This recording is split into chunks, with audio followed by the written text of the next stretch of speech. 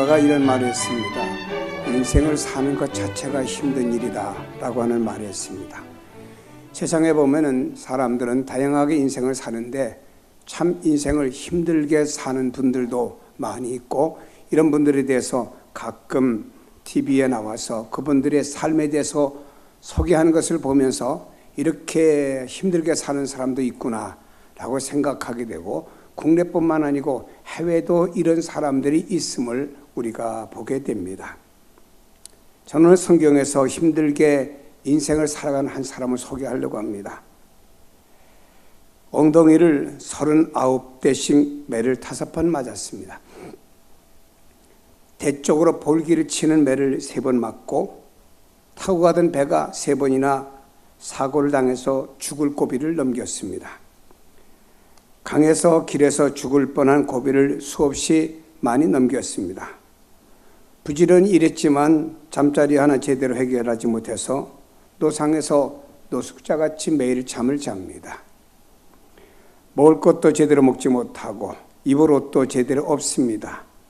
이 사람은 매를 맞고 사고를 당하고 줄이고 목마르고 헐벗고 밤에도 잠을 제대로 자지 못하기 때문에 육체의 고통이라고 하는 것은 말로 형용할 수가 없습니다. 힘든 건 육체만이 아니었습니다. 마음도 힘들었습니다. 마음에는 근심과 고통이 떠날 날이 없었습니다. 문제는 이것은 과거 이야기가 아닙니다. 현재 진행형이라고 하는 것입니다. 이 같은 일은 앞으로도 계속 진행이 될 것이고, 앞으로 갈수록 이 사람에게 이런 고난이 더 클 것이라고 하는 것을 보게 됩니다. 이 사람은 바로 오늘 본문에 우리가 읽은 고린도서를 기록한 바울이라고 하는 사람입니다. 그는 지금도 큰 고통 가운데 있음을 이렇게 말하고 있습니다. 우리가 마게도니아에 이르렀을 때에도 우리 육체가 편하지 못하고 사방으로 환난을 당하여 밖으로는 다투며 안으로는 두려움이었노라고 말씀하고 있습니다. 육체가 편하지 못하다고 말합니다. 그냥 환난 당한 것이 아닙니다. 사방으로 환난을 당하고 있다고 말합니다. 다가오고 있는 환난은 2겹, 3겹 줄로 다가왔음을 우리에게 말해주고 있습니다. 트러블이 심했고 목숨에 대한 두려움까지 느끼고 있다고 했습니다. 죽지 않을 만큼 가하는 태형도 여러 차례 맞았습니다. 다시 말해 큰 매를 맞고는 요즘 말하면 응급실에 실려 가리만큼의 매를 맞은 것입니다. 이런 사람을 누가 무엇으로 위로할 수가 있겠습니까? 이 정도의 고난을 당하고 있다고 하면 그 마음에 위로를 받을 수가 있겠습니까? 근데 이상한 사건이 벌어졌습니다. 사방으로 우겨싸임을 당하고 숨 쉴 틈도 없는 그가 크게 위로를 받았다, 기쁨이 넘친다라고 성경에 이렇게 말합니다. 우리의 모든 환난 가운데서도 위로가 가득하고 기쁨이 넘치는도다 라고 고백합니다. 그렇다면 이같이 혹독한 고난과 환난을 당하던 바울에게 위로가 되고 기쁨이 되었던 일이 무엇입니까? 그의 삶에 일어난 사건은 아주 작은 것이었습니다. 고린도 교회에서 디도가 돌아와서 전해준 소식, 그 소식 하나로 이렇게 큰 위로와 기쁨을 얻게 되었다고 고백합니다. 디도가 가져온 소식은 고린도 교회에서 긍정적인 작은 변화가 일어나고 있다고 하는 소식이었습니다. 잘못을 저지르고 있는 고린도 교회에 바울은 그들의 잘못을 책망하는 편지를 써서 디도 편에 보냈습니다. 그런데 고린도 교인들 그 편지에 반발하지 않고 받아들였다는 소식입니다. 고린도 교인들이 거짓 교사들에 속아서 자기들의 복음을 전해준 사도 바울에게 부정적인 감정을 품고 있었습니다. 그런데 그들의 마음에 바울에 대해서 긍정적으로 생각하는 마음이 싹 트고 있다고 하는 소식을 디도는 가져왔습니다. 여러분, 이것이 무슨 대단한 소식이겠습니까? 편지를 받고 통회하며 회개한 것도 아닙니다. 고생하는 바울에게 돈이나 헌금이나 음식을 보내준 것도 아닙니다. 그저 바울을 나쁘게 생각했던 사람들이 좋게 생각하는 마음으로 바뀌었다고 하는 이 한 가지가, 정말로 아무것도 아닌 것 같은 이 한 가지가 바울에겐 큰 기쁨과 그 마음의 위로를 받게 되었습니다. 여러분, 이 소식이 바울에게는 너무나 크고 너무나 큰 위로였고 큰 기쁨까지 나아가게 된 것입니다. 바울은 이 작은 사건, 디도가 고린도께서 돌아와 전해준 아주 작은 소식이 자신을 억누르고 있는 바위와 같은 엄청난 짐을 벗겨주는 듯한 위로가 바울에게 되었다라고 하는 것입니다. 그는 이렇게 말합니다. 나는 너희를 향하여 담대한 것도 많고 너희를 위하여 자랑한 것도 많으니 내가 우리의 모든 환난 가운데서도 위로가 가득하고 기쁨이 넘치는도다 라고 고백합니다. 환난 가운데서 위로가 가득하고 넘친다고 하는 것이죠. 여기 넘친다고 하는 말은 남았다는 뜻입니다. 피곤하고 지친 그에게 큰 용기를 주었다는 말입니다. 어떻게 합니까? 위로가 어디서부터 옵니까? 위로는요, 위에서부터 오는 것입니다. 바울은 말입니다. 그가 얻은 위로와 용기가 어디서 왔다고 말합니까? 성경은 위로받다라는 말로 직역을 해보면은 위로부터 받는다는 뜻이 아니겠습니까? 위로부터 오는 것, 위에서 보내주는 것을 받아야만이 되는데 이것이 바로 위로라고 하는 뜻이라 이 말입니다. 아래로 받는 것이 아닙니다. 위에서 계신 하나님께로부터 받는 위로가 여러분 개개인에게도 충만하기를 축복합니다. 세상 사람들은요, 진정으로 위로할 수가 없습니다. 마치 세상에는요, 바다를 표류하는 사람이 눈물로 목말라서 바닷물을 먹었습니다. 잠깐 입을 적시는 듯하지만 그 바닷물의 염분이 더 목마름을, 그리고 그 사람을 더 틔틉니다.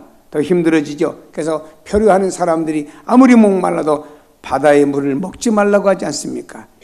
세상에 주는 것은 이와 같이 우선 내가 먹고 마실 때는 위로가 되는 것 같지만 그것은 더 큰 절망과 낭망으로 향하여 가고 있다고 하는 것을 깨달아야 됩니다. 어떤 사람이 금지오기야 하면서 자녀를 키웠습니다. 나중에는요, 이 자녀가 부모의 기대치만큼 기대가 안 되었습니다. 너무나 부모가 실망을 했습니다. 그래서 그 어느 날 할아버지 할머니는 아무 말하지 않고 짐을 싸들고 밖으로 나가 말았습니다. 세상에 그 자녀를 통해 위로를 받을 줄 알았는데 그 자녀를 통해서 오히려 아픔과 상처가 와진 부모는 차라리 우리가 집을 나가는 두 노인의 참 정처 없는 발걸음, 두 노인네가 거기서 노숙하며 살아가는 하루하루의 삶 어떻게 보겠습니까? 우리는요, 하나님이 내 안에 들어오셔야 참된 위로를 받고 하나님 내 안에 들어오셔야 우리 인생에게 진정한 안식을 누리게 됩니다. 구약성경도 말씀합니다. 시편에 세상에 주는 진정한 안식, 평안, 기쁨이라고 하는 것은 그것은 별거 아니지만 하나님이 주신 안식과 평안은 더 엄청나다고 하는 것을 말씀하면서 세상에 추수와의 곡식이 많아지고 창고가 더 많아지고 부자가 더 크게 되는 것보다 하나님이 우리에게 주시는 안식이 더 크다고 말씀했습니다. 주님도 말씀했습니다. 내가 너에게 주는 평강은 세상에 주는 것과 차원이 다른 평강을 우리에게 주신다라고 말씀했습니다. 그러므로 여러분, 하나님이 내 안에 고난받는 사람들의 삶에 들어오시도록 길을 열어드려야 될 줄로 믿습니다. 그 방법이 무엇인가요? 1절에 이렇게 말합니다. 그런즉 사랑하는 자들아, 이 약속을 가진 우리는 하나님을 두려워하는 가운데서 거룩함을 온전히 이루어 육과 영의 온갖 더러운 곳에서 자신을 깨끗하게 하자라. 무슨 뜻입니까? 한마디로 말하면 몸과 마음으로 하나님을 맞이할 준비를 해야 되는데 이렇게 말씀합니다. 온갖 더러운 것에서 자신을 깨끗하게 하자라고 말씀하고 있습니다. 더러운 것에서 우리를 깨끗하게 하여야만이 우리 안에 하나님 들어오셔서 내 안에서 하나님 위로와 소망을 주고 담대함을 주는 줄로 믿습니다. 그렇습니다. 그러므로 우리는 교만도 버려야 됩니다. 아집도 버려야 됩니다. 죄도 버려야 됩니다. 욕심도 버려야 됩니다. 부정적인 생각도 버려야 됩니다. 이것이 바로 내 안에 하나님을 초대하는 방법이라는 말씀을 기억하시길 바랍니다. 내 안에 온갖 죄가 가득하고 그 안에 하나님 살아 역사하달라고 하면 하나님 살아 역사하지 못하고 하나님은 죄와 잘못된 것과 내 안에 함께 동거하신 하나님이 아니라고 하는 것입니다. 그러므로 내 안에 이런 것들을 추방하고 몰아낼 때 하나님 내 안에서 역사하시며 어떤 삶 속에서도 위로가 되고 평강이 되고 기쁨이 되고 감사가 될 줄로 믿습니다. 하나님은 위로하시는 하나님이십니다. 예수님께서 이 땅에 오셔서 복음을 전하셨을 때 모습을 한번 생각해 보세요. 어떤 모습이라고 생각합니까? 주님은 어딜 가나 주님의 백성들을 안아주셨고 감싸주셨고 위로해 주셨습니다. 가난한 사람도 병든 사람도 당시에 소외된 사람들, 죄인이라고 하는 사람도 주님께서는 말입니다, 당시에 이방 모든 사람들이 죄인이라고 하는 사람들 다 안아주시고 저들을 위로해 주신 말씀을 우리가 성경에서 보게 됩니다. 여러분, 버림받았어요. 소외당한 서민들의 아픔을 이해하고 위로를 베풀어 주셨습니다. 주님은 아무리 큰 고통도 넉넉히 위로하시는 큰 분이셨습니다. 아무리 큰 시련을 당한다 해도 주님의 말씀 한마디에 저들은 위로를 받았다라고 하는 것입니다. 사도 바울도 디도를 통해서 소식을 듣고 위로를 받았다고 말씀합니다. 기뻐했습니다. 그 소식은 고린도 교회에 대한 소식이고 즉 하나님의 소식이었습니다. 디도는 고린도 교회에서 일어난 하나님의 일을 전해준 것이죠. 누가? 디도가. 하나님이 그곳에서 어떤 일을 하셨는지, 성도들이 어떻게 변화되었는지를 디도를 통해서 바울은 보고를 받은 것입니다. 바울은 고린도 교인들이 잘못한 것에 대해서 책망, 교훈을 적은 편지를 써가지고 이것을 디도 편에 보냈습니다. 바울은 혹시 교인들이 반발하거나 잘못된 반응을 보이지 않을까, 오히려 더 악화가 되지 않을까 하는 긴장한 마음을 가지고 디도가 오기를 기다리고 있었습니다. 날마다 기도하면서 하나님, 내가 이런 편지를 고린도 교회에 보냈습니다. 이들이 혹여라도 반대 혹은 사탄의 영향에 의해서 부정적인 반응을 보이면 안 됩니다. 내가 이들을 진짜 사랑하고 이들의 영혼이 진짜로 하나님 말씀에 바로 세움받기 위해서 책망과 교훈을 적은 편지를 보냈습니다. 그러므로 이들이 이 말씀을 바르게 받게 하여 주시고 그 마음에 불편하게 받지 않도록 해달라고 기도를 드렸습니다. 근데 그 어느 날 디도가 돌아왔지요. 고린도 교인들의 책망을 받은 편지를 받고는 긍정적으로 응답했다는 소식을 디도가 가지고 왔습니다. 사도 바울은 하나님께서 그들의 강팍한 마음을 녹여주셔서 책망하는 편지도 기쁘게 받으셨구나 하는 사실을 느끼게 되었습니다. 그리고 오히려 바울은 하나님께 감사하는 시간을 갖게 되었죠. 고린도 교인들은 바울을 비난하는 거짓 교사들의 말을 듣고 바울을 미워하기 시작했습니다. 거짓 교사들은 그들에게 말했습니다. 고린도 교인들에게, 바울은 진짜 사도가 아니야. 바울은 가짜야. 사입이야. 이래서 온 교인들에게 막 말을 전했습니다. 그러니까 온 교인들은 돌아버렸어요. 사람의 거짓되고 잘못된 정보는요, 부정적이고 파괴된 것은요, 더 쉽게 받아들이는 인간의 타락한 본성이거든요. 온 교인들이 바울은 가짜 사도야, 사입이야, 막 이래가지고 이런 것이 온 고린도 교회에 먹장구름처럼 쫙 끼게 되었습니다. 바울은 이것을 알고 이들에게 대해서 책망과 교훈과 내가 참된 사도라고 하는 것을 적어서 편지를 보냈습니다. 그랬더니 이들의 부정적인 마음이 바뀌어지기 시작했습니다. 우리 하나님이 그들의 마음을 어루만지셨구나 하면서 바울은 감격하지 않을 수가 없었다라고 하는 것입니다. 그들의 마음이 바뀌어져 가지고 그들이 이제까지 생각했던 바울에 대한 오해가 다 풀어지게 되었습니다. 그 소식을 디도를 통해서 바울이 받게 된 것입니다. 성도 여러분이요, 성도가 하나님의 위로를 언제 받습니까? 하나님께서 나를 이렇게 도우셨구나 생각할 때, 하나님께서 나를 위해 역사하셨구나, 하나님께서 나를 이처럼 사랑하시고 은총을 베풀어 주셨구나 라고 하는 사실을 발견하고 깨달을 때 우리는 위로를 받게 되고 용기를 얻게 되고 능력이 우리 모두에게 임하는 줄로 믿습니다. 하나님, 그분은 나의 위로자십니다. 고린도후서 1장 3절에 말씀합니다. 찬송하리로다. 그는 우리 주 예수 그리스도의 하나님이시여 자비 하나님이시여 모든 위로의 하나님이라고 말씀하는 줄로 믿습니다. 목사님들이 둘러앉아서 대화를 나눕니다. 목사님들은 대개 공감대를 가져오는 대화들을 나누고 있습니다. 어떤 분이 어느 책을 봤는데 그 책에 보니까 큰 교회를 목회하는 목사님이 그 책에 이렇게 썼습니다. 나는 똑똑하고 나는 설교 준비도 잘하고 그러므로 나는 좋은 교회를 또 좋은 위치에다 세웠음으로 말미암아 목회를 성공했다 하는 글을 읽어보는 순간 한 목사님이 낙심하게 되었어요. 나는 이런 능력도 없고 난 이런 자신감도 없다고 낙심하게 되었고 난 이런 경제력과 이런 모든 여건을 갖추지 못했다라고 낙심을 하게 되었습니다. 그 한 책을 읽고 한 분의 목사님 낙심했습니다. 근데 다른 분이 다른 책을 읽었습니다. 근데 그분도 역시 목회에 성공한 분인데 그 책은 이렇게 썼습니다. 나는 내가 목양을 하면서 처음부터 끝까지 내가 한 것은 아무것도 없습니다. 나는 목회를 해보면 해볼수록 모든 게 다 주의 은혜입니다 라고 하는 글을 썼습니다.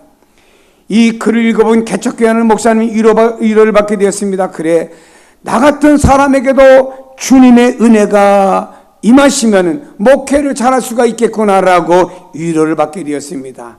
목사님들이 모여서 이런 책을 읽은 얘기는 서로 나누었다라고 하는 것입니다. 사랑하는 여러분, 하나님이 일하신다는 사실을 발견하게 될 때 우리는 위로와 소망을 느끼게 되는 겁니다. 여러분, 하나님께로부터 위로를 받고자 하는 분들은요, 하나님은 그동안 나를 어떻게 이끌어서 여기까지 왔는지를 묵상해 보시기를 바랍니다. 하나님께서 나를 어떻게 대우를 해주셨는지를 한번 뒤돌아보며 묵상을 해보세요. 그동안 느끼지 못했고 보지 못했던 주님의 순교를 묵상하며 깨달아 볼 때 다른 역사가 일어납니다. 어제와 오늘 그리고 내일에 하나님께서 나를 어떻게 이끌으실 것인가도 생각할 수가 있다라고 하는 것입니다. 나를 위해서 하나님이 일하시고 계신다는 사실을 깨닫는 것, 이것이 위로고 이것이 능력이 된다는 사실을 믿기를 바랍니다. 사도 바울의 위로도 용기와 희망도 나를 위해서 일하시는 하나님의 숨결을 느끼고 깨달으면서 더욱더 강해졌다는 사실을 잊지 말아야 됩니다. 사도 바울은 자기 자신의 삶의 모습은 진짜 말이 아닙니다. 매도 맞고 내적으로 외적으로 당하는 고난 하나둘이 아닙니다. 그럼에도 불구하고 바울은 그래도 자기가 가는 곳마다 복음을 전할 때마다 교회가 세워지고 예수 믿는 사람 생겨지고 또 하나님의 능력이 나타나는 것을 볼 때 하나님이 나는 약하고 부족하지만 나를 통해서 이렇게 일하시오니 하나님 감사합니다 하면서 그는요, 그런 모든 사실을 보고 하나님께 위로가 되었고 담대함이 되었고 용기가 된 줄로 믿습니다. 뒤를 노려다보세요. 여기까지 오늘 우리의 삶의 과정 속에서도 이 세상 사고와 또 위험과 어려움과 질병과 고통들이 얼마나 많습니까? 우리에게 생명이 있습니다. 건강이 있습니다. 오늘의 가정들이 있습니다. 여러분들의 자녀들이 여러분이 잘 키운 것 같지만 아닙니다. 하나님 키워주셔서 여기까지 왔잖아요. 이 모든 걸 돌아볼 때 우리는 하나님 앞에 감사할 수 있고 하나님의 위로를 느낄 수 있는 줄로 믿으시기를 바랍니다. 이때 우리는 입을 열면 간증이 나오고 그 간증 속에는 하나님의 은혜입니다, 하나님의 사랑입니다, 하나님의 축복입니다 라고 고백할 수밖에 없습니다. 여러분, 우리 교회도 어린 생명들을 가르치는 교사들이 있습니다. 내가 아이들에게 어떤 좋은 학력과 어떤 기교를 가지고 아이들을 가르친다고 하던 교만에 넘어질 수밖에 없습니다. 그러나 내가 이렇게 일하는 것은 바로 능력 주시는 자에서 일하는 것입니다. 하나님 내게 능력 주셔서 내가 교사의 사명도 감당하고 능력 주셔서 이 일을 감당하고 있습니다 라고 생각하며 또 때때로 힘들 때 사람을 바라보지 않고 하나님을 바라볼 때 하나님께서 그 한 사람 한 사람에게 위로의 역사를 베풀어 주시는 줄로 믿습니다. 바울은요, 디도라고 하는 사람을 통해서 위로를 받게 되었습니다. 바울이 환난과 고난을 겪고 있을 때 위로받게 된 것은 고린도 교회에 갔던 디도가 돌아와서 그에게 전해진 메시지가 위로가 되었고 기쁨이 되었습니다. 성경에 위로하다라고 하는 말은 파라클레시스라는 말인데, 파라클레시스라는 말은 가까이 부르다, 위로하다, 용기를 주다는 뜻입니다. 바울은 디도가 옴으로써 위로를 받았습니다. 정확히 표현한다고는 디도를 통해서 하나님이 그 바울을 위로해 준 줄로 믿습니다.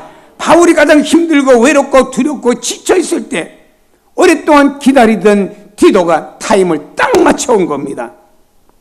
고린도 교회를 심부름을 보냈던 디도가 말입니다. 오기를 바울이 얼마나 기다렸습니까? 기도했는데, 그래 고린도 교회에 보냈는데 어떤 소식을 가지고 올까 기다리며 기도했는데 하나님께서는 바울이 가장 힘들고 더 이상의 일을 감당하고 나가기 어려울 때 그때 딱 디도를 보내가지고 반딧불과 같은 희망의 소식이 바울에게 전해진 것입니다. 시간을 맞춘 것도 하나님이 하시고자 하는 위로의 섭리가 있는 줄로 믿습니다. 때때로 하나님의 위로가 우리에게 임할 때도 하나님 원하는 시간에 나는 왜 이 소식을 진작 주지 않았을까 하지만 하나님 원하는 시간에 그 어떤 소식을 주는 겁니다. 주님이 자주 찾으셨던 마르다, 마리아, 나사로 3남매의 고아의 집이 있습니다. 나사로가 아픕니다.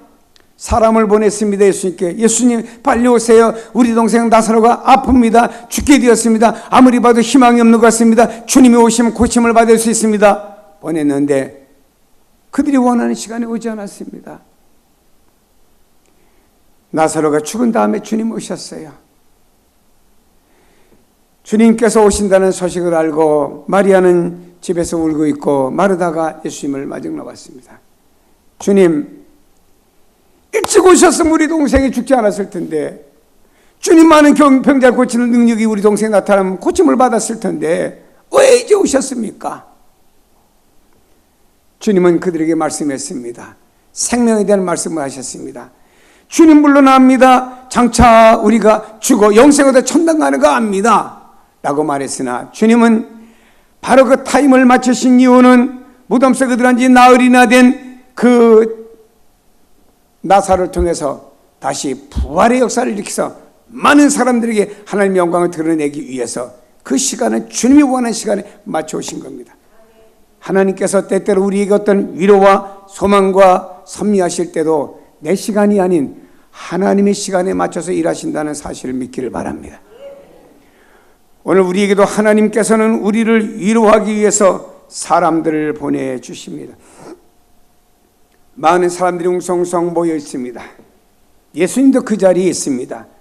많은 사람들은 율법에 의해서 돌을 들고 현장에서 가늠하다 잡힌 여인을 데려와서 예수여 우리가 이 여자를 돌로 치고 오리까 말고 오리까 라고 주님께 질문을 던진 것은 예수님을 시험하고 예수님을 모함하고 함정에 빠뜨리기 위한 하나의 계략을 가지고 예수님께 질문을 하게 되었지요. 주님께서는 이 둘러서 있는 사람들의 심보 마음을 너무 다 아신지라 그들에게 말씀하셨으면 너희 중에 죄 없는 자는 돌을 들어 여인을 때려도 좋다고 말씀하셨죠. 사람들은 말입니다. 돌을 들어가지고 이 여인을 향하여 치려고 이 여인은 죄인이야 현장범이야 빠져나갈 수가 없어 증인들이 많아 이래가지고 모든 사람들은 말입니다. 돌을 가지고 여인을 치려고 하고 있습니다. 여인은 새빨게 찔러가지고 이 돌에 맞아 내가 여기서 내 인생이 끝나는구나 내 운명은 왜 이럴까라고 하고 이런 상황 속에 있는 여인이었습니다. 주님은 발을 떨고 있는 여인을 향하여 이렇게 말씀하셨습니다. 나도 너를 정죄하지 않겠다. 다시는 죄를 짓지 말고 살아라. 이 한마디의 말씀이 이 여인의 긴장을 풀어주었고 이 여인의 생명을 살려주게 되었고 이 여인의 위로가 되었고 이 여인의 삶이 되었고 이 여인의 담대함이 된 줄로 믿습니다. 한 설에 의하면은 예수님께서 십자가 지고 골고다 언덕에 올라가십니다. 주님의 제자들도 자기들이 주님의 제자인 거 알렸다가는 잘못 불이익을 당하고 다 도망가고 숨어버리고 말았고 심지어는 베드로라는 주님의 수제자까지도 예수님을 부인하고 저주까지 했습니다. 여러분이요 그 로마 군병들이 말입니다 칼과 창을 들고 그 예수님이 골고다 언덕에 올라가신 양면을 지키면서 그 주변에 있는 사람들이 가까이 오지 못하고 통제하고 있습니다. 이때 어떤 사람이 바로 예수님께 달려들었던 이 사람은요 로마의 군병들의 창이나 칼날에 의해서 생명이 제거될 수 있습니다.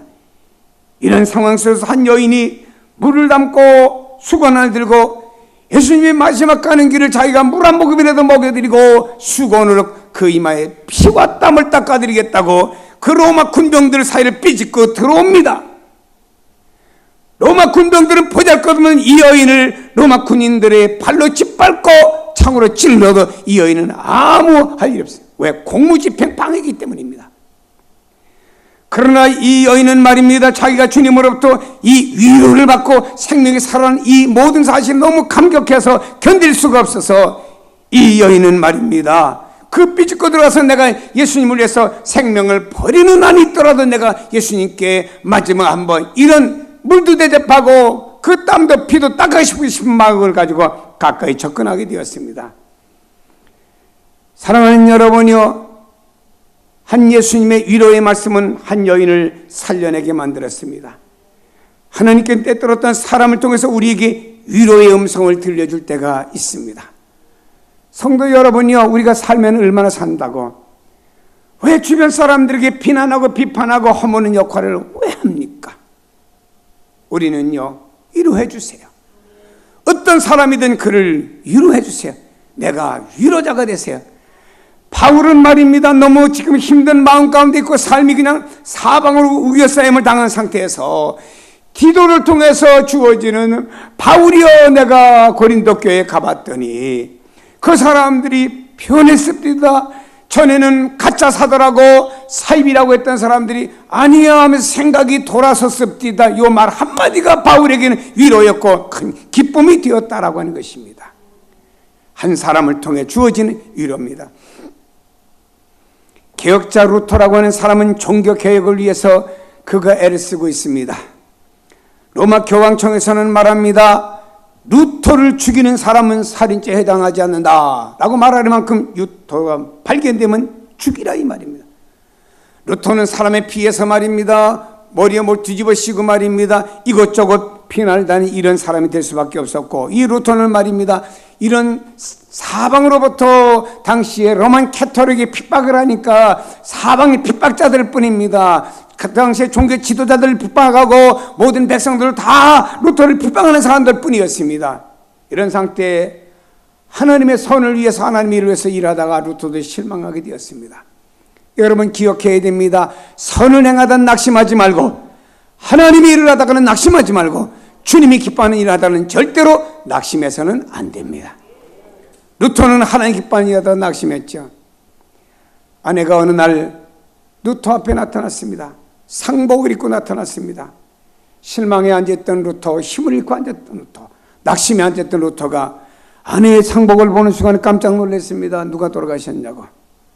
루터의 아내는 말합니다. 하나님 돌아가셨다고. 루터가 말합니다. 어떻게 하나님 돌아가실 수가 있냐고. 전능하신 하나님이, 살아계신 하나님, 영원하신 하나님이 어떻게 돌아가실 수가 있냐고.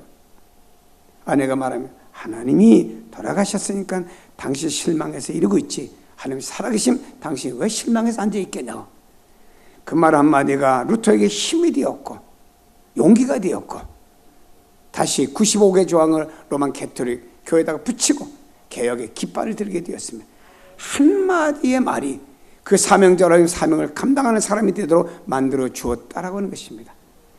사람을 통해 주어지는 말 한마디가 이렇게 중요한 것입니다. 바울을 위로하기 위해서 디도를 보내신 하나님이 오늘 여러분 곁에 이 사람 저 사람을 보내서 위로해 주는 줄로 믿으시길 바랍니다. 그래서 여러분이 서로에게 위로자가 되시길 주님의 이름으로 축복합니다. 하나님께서 그들을 나에게 보내셨다고는 깨달을 때 모든 사람들의 위로자가 됩니다. 정경주 씨가 쓴 하나님이 하셨습니다라는 책을 보니까 하나님이 보내준 사람이란 말이 자주 사용되는 것을 보게 됩니다. 그는 연세대 2학년 때 스튜디오스가 되었습니다. 하루는 음대 학장인 곽상수 교수님을 찾아가서 나는 가정이 어렵고 또 직장도 잡았으니까 직장 생활하면서 졸업할 수 있도록 좀 도와주세요 라고 하니까 학장님이 그를 도와주기로 했습니다. 자기를 배려하는 시간을 많이 주었습니다. 어떤 때 그 강의를 못 들으면요, 레포트를 통해서 강의를 대체해주고 이런 일을 학교에서 편의를 봐주었습니다. 학교를 다니면서 비행기 스케줄을 맞춘다는 게 쉽지 않잖아요. 그래서 자기 수업 시간에 맞춰서 대한항공의 직원이었던 한 자기 위에 있는 간부가 크리스찬입니다. 찾아가 사정 얘기를 했더니 항공의 모든 스케줄을 공부하는 데 맞춰져 가지고 비행기도 타면서 공부하도록 해주었다는 것입니다. 이분이 다 공부를 마치고 나서 이렇게 말했습니다. 다 하나님이 보내주셨습니다. 하나님 보내주셨습니다. 때때로는 이웃을 통해서, 때때로는 주의 종을 통해서, 때때로는 성도를 통해서 하나님 우리에게 위로와 힘을 주시는 줄로 믿으시길 바랍니다. 여러분, 우리에게도 어린아이들 지도하고 청소년들을 지도하는 또 교사들이 있습니다. 여러분들이 위로자가 되어 줍시다.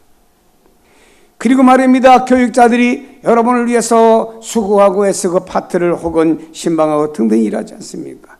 교육자들을 허물 보는 건 쉽습니다. 왜냐하면 저들도 사람이기 때문에 그들의 허물과 부족함을 보는 걸 쉽게 찾아낼 수가 있습니다. 그러나 그 반대로 여러분들이 위로자가 되세요.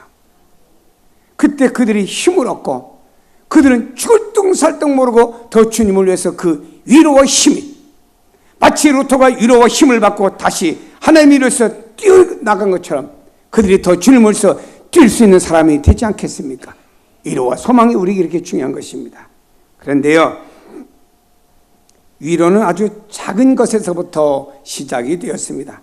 하나님 우리에게 임하시면 하나님의 영이 우리를 감동하여 지극히 작은 것에서 위로를 얻게 됩니다. 아주 작은 일에서 큰 기쁨을 느끼게 됩니다. 성경 말씀합니다. 우리가 모든 환난 가운데서, 다시 말해 환난에서 우겨싸임을 바울을 당한 겁니다. 그런 가운데서 위로가 가득하고 기쁨이 넘쳤다라고 말합니다. 지금 바울이 당하는 삶의 고통에는 커다란 산이 짓누르는 것 같았고요, 울산 바위와 같은 바위가 그를 막 짓누르는 것 같아 거기 낑겨가지고 말입니다. 지금 출등살등 발부둥 치는 듯한 이런 모습이 바울의 모습인 것입니다. 그런데 그를 위로하기 위해서 하나님이 하신 일은 작은 돌멩이 하나처럼 보잘것없는 것이었습니다. 바울이 고린도 교회에 갔다가 돌아와서 가보니까 바울께서 전해준 그 메시지, 책망의 메시지, 교훈의 메시지를 받고 저들이 반발하는 것이 아니고 오히려 변화되기 시작했습니다. 변화되기 시작했습니다. 요 말 한마디였습니다. 변화되기 시작했습니다. 변화되는 모습을 내가 보았습니다. 요 말 한마디가 바울에게는 위로였고 큰 기쁨이라는 사실입니다. 사랑하는 여러분, 하나님 우리를 찾아오시면은 주님이 우리의 마음을 어루만져 주시면요, 지극히 작은 것 하나 통해서도 우리가 위로가 되고 소망이 되고 기쁨이 되는 줄로 믿습니다. 아빠와 엄마가 하루 종일 직장에 나가서 일을 하고 집으로 돌아왔습니다. 어깨가 무너지는 것 같고 다리는 주저앉기 직전의 상황까지 왔습니다. 아빠는 팔이 남의 팔처럼 느껴지고 이런 상태에서 집으로 돌아왔더니 아이들이 아빠 엄마 하면서 유치원 다니고 하는 아이들이 맞이합니다. 너무 힘드니까 집에 와서 뭘 할 생각도 하지 못하고 소파에 푹 파묻혀 앉자마자 아이들이 와서 고사리 같은 손을 가지고 어깨를 주물러주고 다리를 주물러주며 무슨 힘이 있겠습니까? 그 아이들이 이거 뭐 혀를 따라서 다리를 주물러주고 혀를 따라서 어깨를 주물러줍니까? 힘이 있습니까? 뭐가 있습니까? 아무것도 없어요. 몇 번 하다가 또 끝납니다. 그러나 고사리 같은 작은 손, 힘이 없어서 어깨를 주무른지 마는지 감각이 없는 것 같지만 작은 위로가 무너졌던 아빠와 엄마의 마음을 다시 세워지고 지친 마음에 힘을 준다라고 하는 겁니다. 그리고 그 사랑스러운 아이들이 그렇게 예쁘고 좋을 수밖에 없습니다. 우리 하나님이 내 아픔을 알아주시고 내 수고를 알아주면은 작은 것에서도 아주 사소한 것에서도 큰 기쁨과 소망이 되는 줄로 믿으시기를 바랍니다. 여러분의 아이들을 가르치는 교사분이나 지도자들을 만났습니다. 선생님 고마워요. 선생님을 인해서 우리 아이 믿음이 쭉쭉 커가는 게 보이는 것 같아요. 늘 기도해 주셔서 고맙습니다 하면 기도하지 않던 교사가 가슴이 찔려가고 그때부터 기도하는 거예요. 교사의 생일날이 언제인지 알아갖고 다른 건 못해도 조그만 카드 한 장 써가지고 선생님 고마워요. 혹은 그 휴대폰에다가 말이요, 이미 카톡에 많이 들어있는 생일 케이크 있잖아요. 그거 하나 끄집어다가 선생님 생일 축하한다고 보내주는 그 메시지 하나가 그 사람들의 크나큰 위로와 소망과 기쁨이 된다라고 하는 것입니다. 여러분, 사도 바울의 위로가 어디서 온 것입니까? 성도들이 바울의 마음을 이제 알아주게 되었구나, 그동안의 오해가 이제 풀리게 되었구나, 바울의 마음을 알아주는 순간에 바울은 더없는 위로와 큰 기쁨과 소망이 된 줄로 믿으시기를 바랍니다. 목회자나 교육자들도요, 어떻게 보면 성도들이 위로를 먹고 영적으로 사는 사람이 목회자들입니다. 요즘 현 시대는 아주 얼마나 냉정한지 몰라요. 너는 너고 나는 나다, 이게. 나에 와서 예배 드려주고 간 걸 끝난 거 그거 갖고 고맙게 생각해야지. 이런 식으로 예수 믿는 사람들이 하나둘이 아닙니다. 냉정한 시대입니다. 라오디가 교회처럼 말입니다. 사랑이 식어지고 말입니다. 미지근한 이런 교회와 되어 가고 있는 것이 오늘날의 한국과 세계 교회들이 되고 있다고 하는 것입니다. 여러분, 목회자들이 큰 거 가지고 기뻐합니까? 예를 들면요, 제가 철야 때도 얘기했습니다.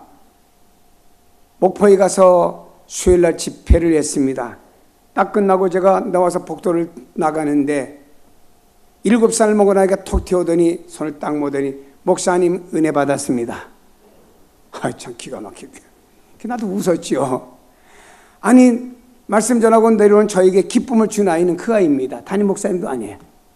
하도 신기해서 내가 그 담임 목사님께 이 아이가 누구냐 그랬더니 그 교회의 선임 장로님의 손주래요. 이 아이가 매일같이 새벽기도로 할아버지와 함께 빠지지 않고 나옵니다. 맨 앞자리에 앉았고 아멘 아멘이에요. 제가 그날도 메시지를 전하는데 어떤 아이가 앉아서 아멘 아멘, 그래서 난 웬 아이가 부모 따라서 같이 뭐 하나 하고, 근데 계속 아멘을 해요. 근데 그 아이에 대해서 그 담임 목사님 소개하기를 주일날 예배를 마치면 제일 먼저 그 아이가 뛰어와서 목사님 은혜 많이 받았습니다, 요 말을 한답니다. 그리고는 그 아이가 그 다음에 목사님 나 오늘 아멘 많이 했어요, 나 아멘 크게 했죠, 들으셨죠? 이러고 제 확인을 또 한답니다. 그 목사님은 가는 곳마다 그 아이에 대해서 그 목사님은 간증을 하고 이야기를 합니다. 온 교인들이 말입니다, 그 아이를 위해서 참 총명한 아이, 특별한 아이로 바라보는데, 어린이 주일에 하도 아이가 특별해서 어린이 주일에 목사님 그 아이를 나오라고 해서 그 아이에게 마이크를 하나 주고, 야, 너 늘 기도하던 대로 기도를 하라고 시켰답니다.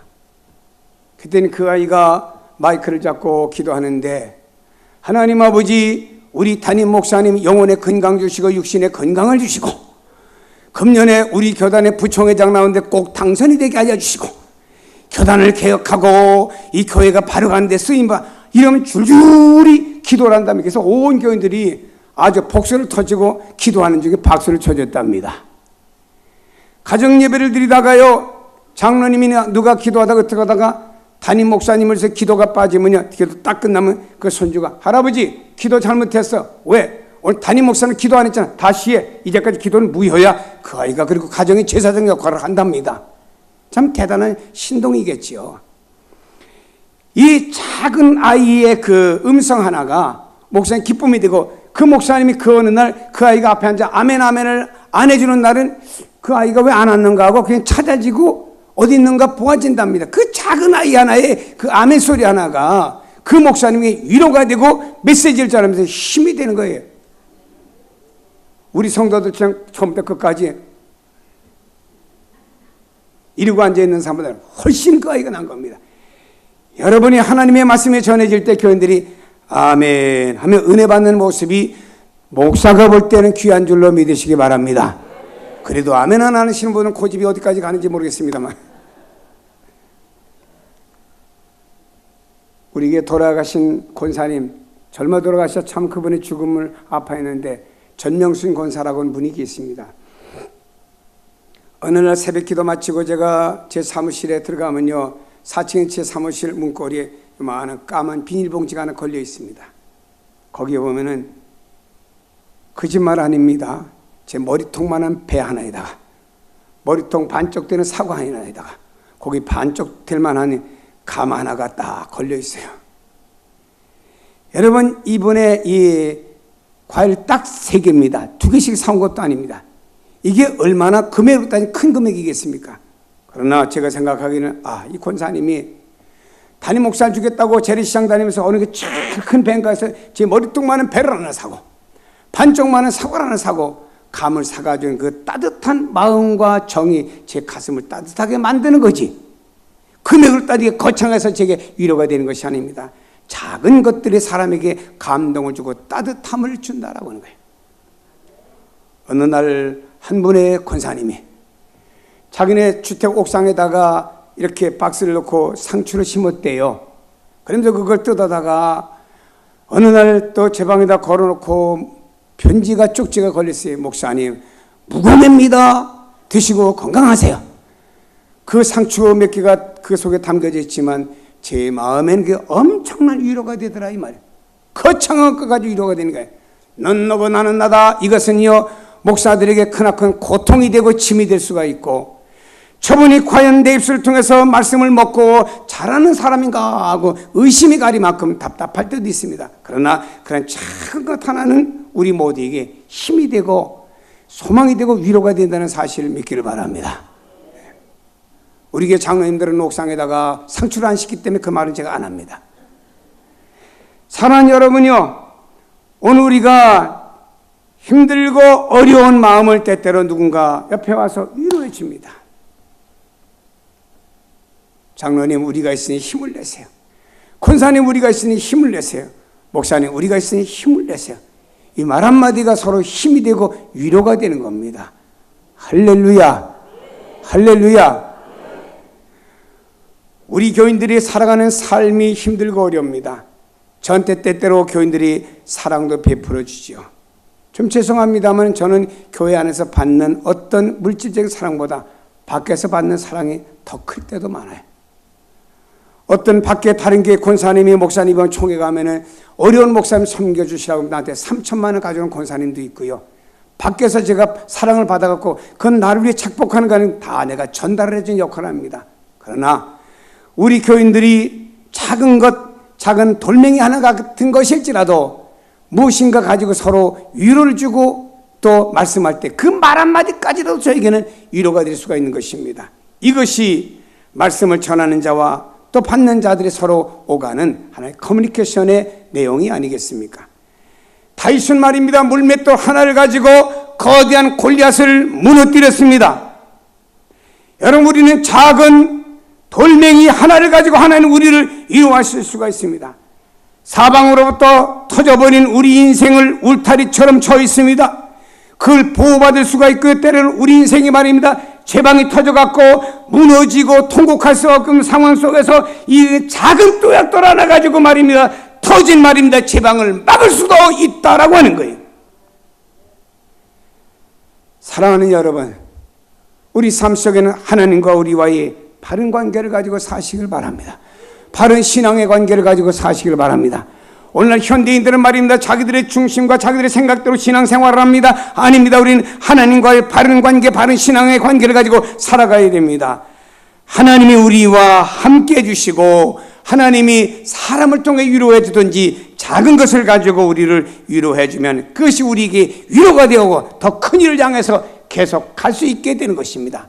여러분, 하나님의 사람이었던 엘리야라고 하는 사람이 말이에요, 너무 힘들었습니다. 의를 위해서 하나님을 위해 일을 했어요.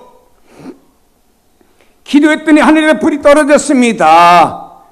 우상들이 섬겼던 제단인 불이 안 떨어져 거짓 가짜라는 것이 증거가 나타났죠. 결국 우상 섬겼던 사람들 850명 그리 시내가에서 다 참수형을 죽게 되었습니다. 이 우상 섬겼던 바알과 아세라 목상을 관리했던 아합의 부인인 이세벨이라는 사람이 뿔따고 났습니다. 세상에 엘리야라는 사람이 이럴 수가 있냐. 내가 내일 24시간 이후에 그 안에 내가 엘리야라는 사람을 잡아서 참수하기 전엔 내가 먹지도 않고 내가 믿었던 신이 내게 벌을 내리기를 원한다고 하면서 모든 군사를 풀어가지고 말입니다, 엘리야를 잡아서 데려오라 했습니다. 엘리야는 도망갑니다. 한 그리 시냇가에 앉았습니다. 물을 포마시면서 하나님이 시키는 일을 해서 여기까지 왔는데 오늘 내 인생 모습이 이게 무엇입니까? 낙심천만의 악습니다. 그런 엘리야에게 하나님께서 까마귀 시켜가지고 떡을 물어다가 먹고 위로하시는 하나님, 그를 통해서 위로를 받은 엘리야는 말입니다, 아무것도 아닌 그리 시냇가의 시냇물과 아무것도 아닌 떡 몇 조각을 가지고 위로받았던 이 엘리야는 다시 힘을 얻어갖고 40주야를 다시 하나님의 산인 호렙산을 향해 갈 수 있는 힘과 건강과 능력을 얻게 된 줄로 믿습니다. 이것이 바로 위로를 통해서 더 하나님의 큰 뜻을 향해서 걸어갈 수 있다라고 하는 것입니다. 성도 여러분, 여러분도 위로를 받으세요. 여러분도 누군가를 위로해 주세요. 서로가 위로하며 살아가는, 힘들고 어려운 깜빡한 세상에서 위로를 주며 살아가는 모든 성도가 되기를 주의 이름으로 축복합니다.